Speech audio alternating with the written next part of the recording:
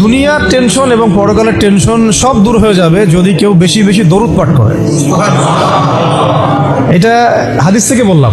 আর গুনাহ, আমল নামায় যে গুনাহগুলো আছে এগুলো মিটে যাবে যদি কেউ বেশি বেশি দরুদ পাঠ করে। একজন সাহাবী রাসূল সাল্লাল্লাহু আলাইহি ওয়াসাল্লামকে বলেছিলেন, ইয়া রাসূলুল্লাহ, আমি আমার দোয়ার মধ্যে কতটুকু দরুদ পড়ব? আমি কি 4 ভাগের 1 ভাগ দরুদ পড়ব? নবীজি বলেছেন সাল্লাল্লাহু আলাইহি ওয়াসাল্লাম, তুমি পড়তে পারো, চাইলে আরো বাড়াতে পারো, বাড়ালে তোমার জন্য উত্তম। ইয়া রাসূলুল্লাহ, আমি কি তাহলে 3 ভাগের 1 ভাগ দরুদ পড়বো আর 2 ভাগ দোয়া করব? নবীজি বললেন, করতে পারো, বাড়ালে তোমার জন্য উত্তম। ইয়া রাসূলুল্লাহ, আমি কি তাহলে অর্ধেক দরুদ পড়বো আর অর্ধেক দোয়া করব? নবীজি বলছেন, বাড়ালে উত্তম, চাইলে করতে পারো। ইয়া রাসূলুল্লাহ, আমি কি তাহলে সারা আমার পুরো দোয়াটাই শুধু দরুদই পড়বো আপনার উপরে?